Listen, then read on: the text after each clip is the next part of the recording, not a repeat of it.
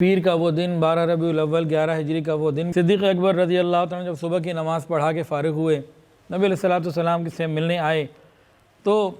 امی عائشہ سے کہا کہ محسوس ہوتا ہے آج طبیعت میں بہتری ہے،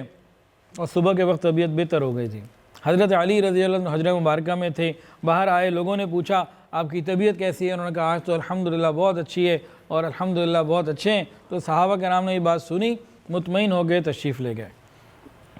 یہاں ایک اور واقعہ ہوا،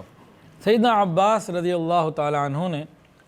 سیدنا علی کرم اللہ وجہہ سے کہا کہ اے علی، محسوس یہ ہوتا ہے کہ اب حضور پاک صلی اللہ علیہ وسلم کے پاس زیادہ وقت نہیں، تم اپنی خلافت کے بارے میں ان سے کچھ وصیت کروا لو، پوچھ لو، اگر میرے تمہارے بارے میں کوئی بات ہوگی تو معلوم ہو جائے گی، نہیں بھی ہوگی